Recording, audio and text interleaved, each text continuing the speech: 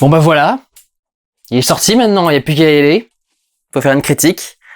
J'aurais jamais pensé vivre la sortie d'un Star Wars pendant la vie de cette chaîne. Enfin, vraiment, c'est le genre de truc auquel je n'aurais jamais pensé. Quand je l'ai créé, j'aurais jamais cru que ce serait arrivé. Maintenant qu'il est sorti, il va falloir s'y attaquer.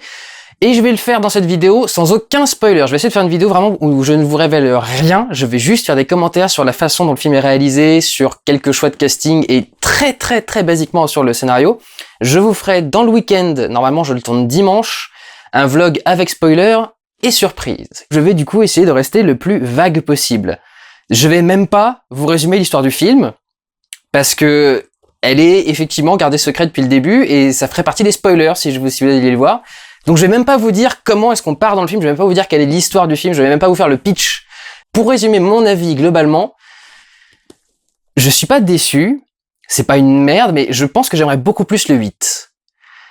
Parce que le 8 m'apportera enfin des réponses que je demande depuis le premier trailer et que même ce film ne donne pas, je bafouille, mais même ce film-là ne donne quasi aucune réponse. On débarque au milieu de l'histoire, on apprend vite fait qu'est-ce qui se passe, quel est le monde autour de nous, mais on n'a toujours aucune idée d'un enjeu bien clair, bien précis.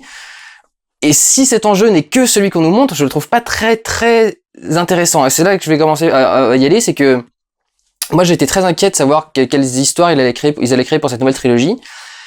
Et le fait est que cette histoire est quand même assez basique. C'est pas révolutionnaire, je pense que ça a dû être fait dans au moins 17 fan-films. Tel que ce film est présenté et tel quel, vraiment là tel quel, sans le 8 et le 9. J'ai l'impression qu'en gros, le film casse la fin de la trilogie originale. J'ai l'impression que comme on n'a aucune idée d'où sortent ces nouveaux ennemis, j'ai l'impression qu'en gros, on dit que ça ne s'est jamais terminé à la fin du 6, que le 6 n'était absolument pas une victoire, et que presque rien n'a changé depuis. À l'heure actuelle, avec ce film-là, j'ai du mal à voir vraiment quel a été le gain de la victoire de la première trilogie, de la trilogie originale. Qu'est-ce que ça a changé et pourquoi on en est là en fait. Je trouve que cette saga commence trop tard. Je trouve que ce film-là arrive trop tard dans l'histoire qui est déjà lancée pour qu'on puisse vraiment en cerner les enjeux. Ce qui était normal dans l'épisode 1 ou l'épisode 4. L'épisode 4, on démarrait la saga, on savait pas du tout dans quel univers on arrivait et on disait voilà, c'est un univers d'empire. Et l'épisode 1 avait pour but de nous montrer comment est-ce qu'on est arrivé d'une vague vieille histoire à cet empire au pouvoir qu'il faut ensuite faire tomber dans la trilogie d'après. Là, pour le coup, on sait déjà d'où on vient. Cette saga-là, elle démarre avec un truc où on sait exactement ce qu'on a derrière le dos. Et complètement le nier et démarrer directement quand on a un nouveau problème sans avoir évoqué les bienfaits qui ont été obtenus avant ou sans les montrer ou quoi que ce soit, je trouve que ça réduit un petit peu l'impact des premiers. Et ce qui m'ennuie du coup, ce que ça dénonce, c'est qu'en gros, ce film est très réminiscent de l'épisode 4. Je sais pas, je vous dis ça comme ça, vous restez très au-delà de ce qui se passe dans le film, mais il y a beaucoup de choses qui rappellent l'épisode 4, un peu trop, et je trouve que ça en atteint un stade où ça frôle le feignant, un petit peu. C'est pas l'histoire la plus engageante qu'ils auraient pu créer pour ce nouvel épisode. C'est pas aidé par un sentiment un petit peu téléphoné. Les personnages se retrouvent toujours de façon assez absurde, presque rocambolesque. On comprend jamais trop pourquoi est-ce que deux personnages sont d'un seul coup au même endroit au même moment. Ça fait un espèce de très gros hasard. Bien entendu que c'est des hasards de film, mais comme toujours, des fois c'est un peu trop téléphoné. Les films jouent beaucoup sur le fait que vous connaissiez ceux d'avant, à plusieurs niveaux. Là aussi, je reste très vague, mais ils jouent beaucoup là-dessus, ce qui peut être un plus, bien sûr, parce que c'est bien de récompenser les fans pour d'être là. Mais quand on propose pas grand-chose d'autre à côté, ça fait un petit peu juste fan service. Et ce qu'ils proposent à côté est pas si ouf que ça pour en arriver à... il y a beaucoup de nouveautés et quelques références. Là, je trouve qu'il y a plus de références que de nouveautés quand même. Cela dit, le ton humoristique du film est très bon et on a vraiment ce sentiment d'aventure intergalactique, d'aventure de science-fiction. On a quelques scènes qui sont vraiment faites uniquement pour rajouter un petit enjeu dans un moment ou un autre, une petite péripétie, et qui a un côté comment dire, un peu aventurier de l'Arche perdue, chose dans ce genre-là. Enfin, c'est vraiment un côté aventure qu'on retrouve pas mal, mais pas tout le temps, juste pendant certaines scènes, et ça passe un petit peu vite. Mais ça, je vais y revenir ensuite. On va passer du coup sur les personnages, et je trouve qu'alors au niveau du casting, le casting dénonce clairement l'intention du film. C'est que pour moi, c'est vraiment un film qui a été fait pour parler aux jeunes de maintenant, qui ont connu comment dire, l'aura de la saga Star Wars. Mais qui l'ont pas vraiment vécu au moment où elle sortait, ou alors qu'on ont très peu de souvenirs. Mais moi, j'étais super jeune quand les autres sont sortis. Quand le dernier épisode est sorti, j'avais même pas mon bac. Donc voilà, c'était mon adolescence, mais c'est que l'épisode 3 est sorti. Mais il y a toute une nouvelle génération maintenant qui aime beaucoup le film et qui l'a pas forcément connu. Et je trouve que le film a l'air très clairement orienté vers ces gens-là parce que le casting est ultra jeune. Presque tous les personnages ont moins de 20 ans, à l'exception de ceux qui reviennent d'anciens films. Et ce sont quasi les seuls qui sont plus âgés. Et je trouve que ça pose un gros souci, en particulier au niveau des méchants. Et je l'avais déjà dit avant que le film sorte, les méchants manquent de charisme. Pour les gentils, ça passe, mais les méchants ont vraiment un gros manque de charisme qui vient pour beaucoup du fait qu'ils soient jeunes, parce que on a du mal à penser que des personnages aussi jeunes peuvent déjà en être arrivés là où ils en sont. Et si on arrive à le penser, il y a moyen de prendre des personnages jeunes sans que ce soit des minets. C'est ça le truc, c'est que vraiment on a l'impression qu'ils sortent à peine du collège, les acteurs de ce film-là, et quand c'est par exemple pour Kylo Ren, moi ça me pose un gros souci. Alors heureusement il a une putain de voix. Pour le coup ça sauve tout le personnage parce qu'il a une grosse voix qui marche très très bien. Le personnage est très réminiscent de Dark Vador, encore une fois, mais sa voix marche absolument, enfin marche très très bien et restaure du truc au personnage. Mais pour le reste, tous les personnages sont vraiment vraiment très très jeunes. Un autre petit défaut, c'est qu'il y a beaucoup trop de personnages pour tous les traiter avec attention. C'est-à-dire qu'ils sont tous plutôt bien traités. En particulier, les nouveaux personnages, on commence à voir un petit peu quelles sont leurs origines et leurs enjeux, mais on commence à le voir. Le film entier aurait dû nous expliquer tous leurs enjeux, toutes leurs origines, tout ce qui se passe. Ce sont nos nouveaux héros, c'est eux qu'on va suivre. Vous voyez mon carnet, c'est un carnet où j'ai pris des notes. Ce sont nos nouveaux héros, c'est eux qu'on va suivre pendant 3 films. Il faut absolument qu'on ait une bonne idée de qui ils sont, de pourquoi on doit les poursuivre et pourquoi on y est attaché. Ce qui m'ennuie, c'est que le personnage central, ça a plutôt l'air de se diriger vers Rey, même s'il n'y a jamais eu qu'un seul personnage central dans Star Wars, mais ça a plutôt l'air de se diriger vers Rey. Et le personnage le plus attachant, je trouve que c'est Finn, qui est le personnage du Stormtrooper Black qu'on a vu dans les bandes annonces depuis le début. Et qui est celui qui est le plus sympathique, qui marche le mieux, qui a les meilleures réactions avec les autres personnages. Le duo qui forme avec BB-8 marche super bien. Alors que c'est pas censé être son droïde, c'est censé être le droïde de quelqu'un d'autre. Et ce quelqu'un d'autre, alors lui pour le coup, je sais pas ce qu'il fait dans le film. Mais ça j'y viendrai plus avec la version spoiler, enfin bon bref. J'y reviendrai ce week-end quand je plongerai plus en détail dans le film. Là il y a plein de trucs que je suis obligé de zapper. Et un dernier petit truc du coup que ça m'évoque, c'est que l'humour du coup qui est dans le film c'est bien, mais d'un autre côté je trouve que ça désacralise encore certaines scènes. C'est à deux doigts, c'est pas un truc qui est dans le film, donc je vous fais juste un exemple. C'est à deux doigts qu'il y ait Han Solo qui arrive dans un coin, tire sur quelqu'un et dise « Hey, j'ai tiré en premier ». C'est à peu près à ce niveau-là. Ça pourrait se faire. Ça se fait pas dans le film, mais ça pourrait se faire. Ça pourrait être à ce niveau-là. Ce qui m'intéressait de voir surtout, c'était le grandiose du film, là, au niveau de la mise en scène. Là je vais pouvoir vous en parler beaucoup plus puisque je ne vous parle que d'angle de caméra et de choses dans ce genre là et d'objets filmés, donc je vous dis pas dans quel contexte ils sont ni quoi que ce soit. Alors pour le coup il y a un truc qui est sûr, c'est que c'est un film de J.J. Abrams. On retrouve absolument tous ses gimmicks. Il y a notamment le rapport de mise en échelle. C'est vraiment la base de sa mise en scène, c'est de vous montrer un truc démesuré en vous montrant votre taille par rapport à ce truc démesuré. C'est les plans de très très loin avec des grands vaisseaux crachés dans le sol, avec elle qui passe en tout petit, enfin les personnages qui passent en tout petit en dessous. Je vous parle de plans que vous avez déjà dans les bandes annonces. C'est ça en gros, c'est un petit vaisseau contre un très gros vaisseau, ou ça va être un vaisseau par rapport à une planète, quelque chose dans ce genre-là. Il y a beaucoup de choses qui sont faites sur le rapport d'échelle. La caméra est très dynamique, très souvent en grue, en hauteur pour filmer ce qui se passe de façon plus sympathique, mais aussi beaucoup de travelling, de simples travelling sur le côté pour suivre une action qui avance, mais aussi par exemple des travelling rotatifs, circulaires autour de personnages, notamment, alors c'est une bonne idée, mais un des premiers plans rotatifs comme ça, c'est que quand on arrive sur BB-8, donc le nouveau droïde, qui est une boule qui tourne constamment, et donc le fait que la caméra tourne autour d'une boule, il y a un côté très intelligent au niveau de la façon d'amener ce nouveau plan dans le film.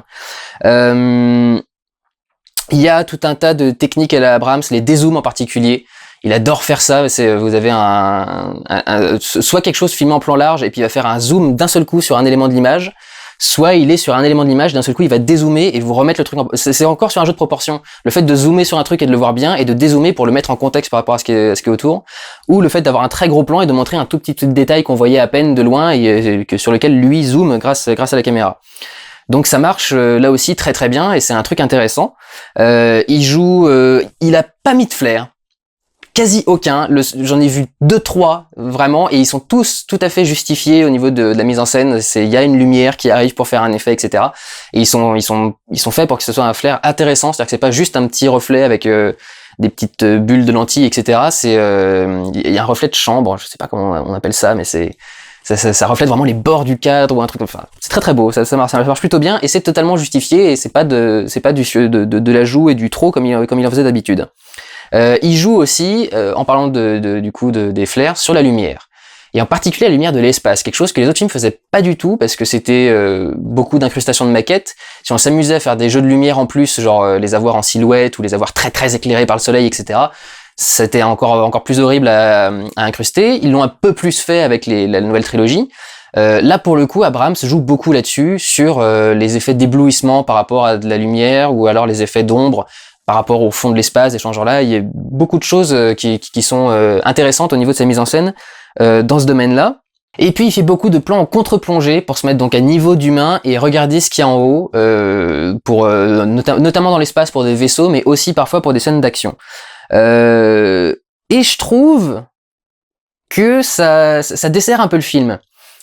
Parce que je suis pas un fan ultime de Star Wars, je me suis mis principalement quand j'ai commencé à apprécier le cinéma et à voir notamment ce qui était de la mise en scène.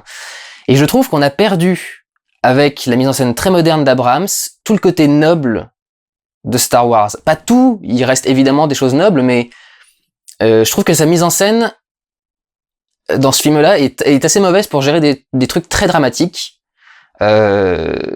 Et je trouve en particulier que ils aident pas à instaurer une ambiance.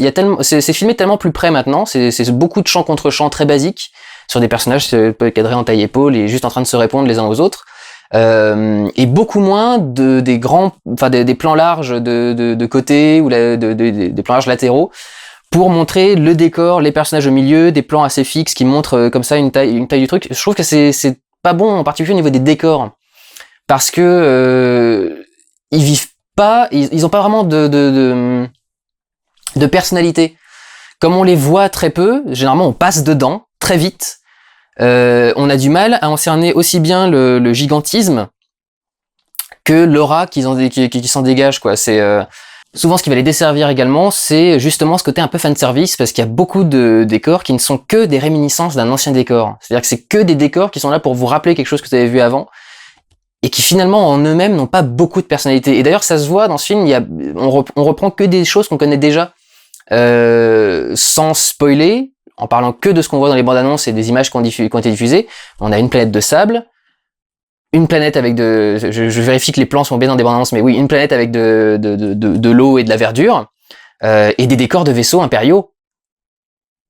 Et le Faucon Millenium. Et à part ça, on n'a pas beaucoup de choses nouvelles, et on n'a pas grand chose de neuf à se mettre sous la dent, je trouve, dans ce film, qui en gros ressort beaucoup de choses et les réutilise beaucoup, mais propose pas grand chose finalement de si neuf que ça. Ce que ça va proposer de neuf, c'est au niveau de l'action. Ça va être des raids de Stormtroopers, des trucs dans ce genre-là, des choses qu'on a beaucoup moins vues, les exactions véritables des Stormtroopers sur la population, mais en termes de visuel et en termes d'émotion, pas grand-chose qu'on n'ait pas encore vu. C'est d'ailleurs le décor m'a spoilé une des scènes.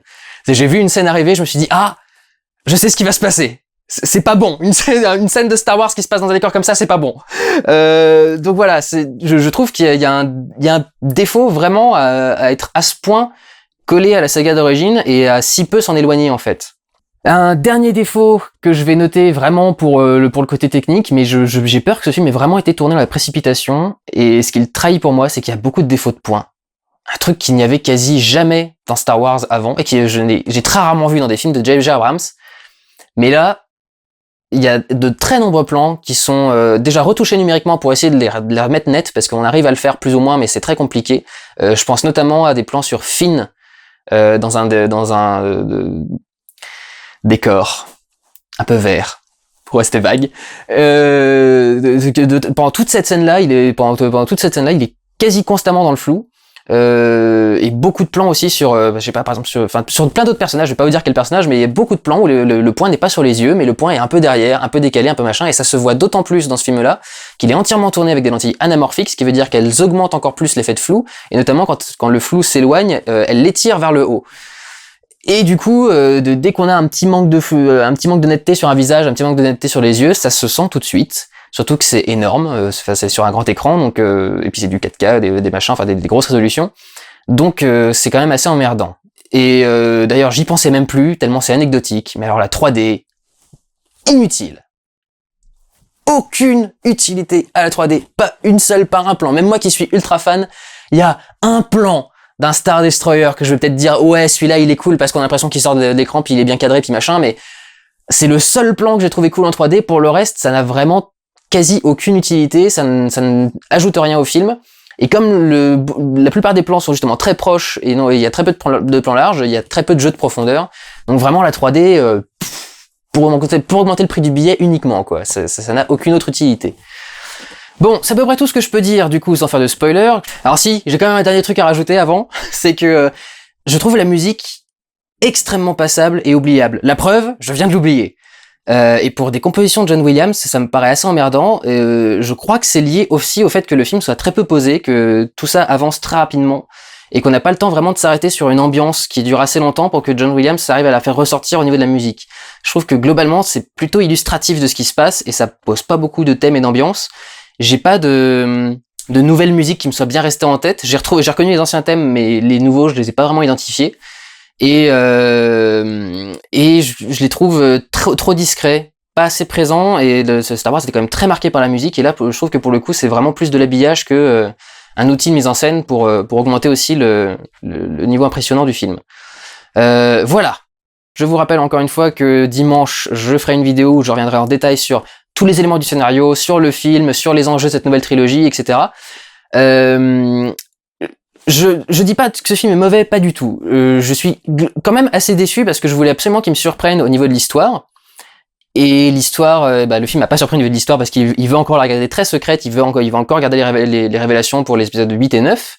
Ce qui m'ennuie, c'est que j'ai un sentiment au niveau de la construction, là, pour préparer les suites, j'ai un sentiment vraiment de série télé.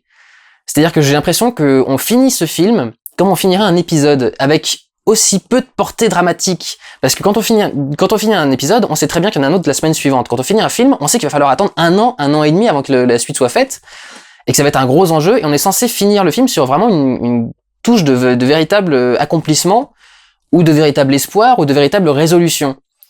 Là, je trouve qu'on en a aucun de ces trois aspects-là, on a juste bon, et puis à suivre. Et regardez vite fait, il y aura peut-être ça, mais bon, bah voilà, ça y est, ça c'est fini, et la suite. Je trouve qu'on atteste pas assez les résolutions, on n'assiste pas assez sur les résolutions des enjeux de ce film-là, et que on nous finit le film vraiment comme on dirait, bon bah voilà, la semaine prochaine. Sauf que le rendez-vous il est pas la semaine prochaine. Et je pense que ce sentiment de série est renforcé par la mise en scène globale du film qui est moins impressionnante du fait de ne pas avoir tous ces plans très posés, très serrés. Un plan plus posé, il est plus long à préparer aussi, hein, parce qu'il faut que le plan soit parfait sur plus longtemps. Donc quand il y a moins de mouvements de caméra, moins de champ contre champ, moins de choses dans ce genre-là, c'est aussi plus complexe à faire. Et c'est ça aussi qui rend ce côté plus noble et plus posé, c'est que le plan il est nickel, il marche bien pendant plusieurs minutes et ça marche bien. Là pour le coup, ça a un côté beaucoup plus classique, traditionnel. Et dans ce traitement de personnages très très jeunes et dans ce traitement de l'histoire, un côté vraiment vraiment très série télé qui, je trouve, n'est pas quelque chose de positif pour le coup. C'est quelque chose qui dessert le côté grandiose de Star Wars qui devient vraiment, ouais, c'est l'épisode 7 quoi.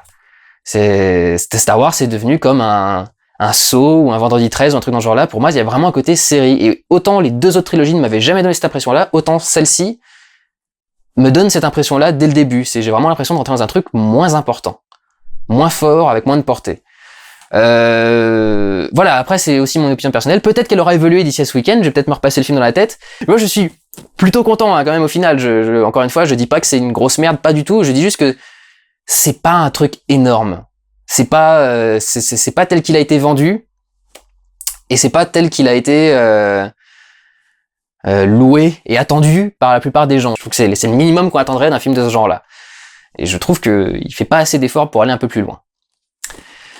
Voilà, écoutez, que la force soit avec vous, prenez soin de vous, allez voir des films, ciao.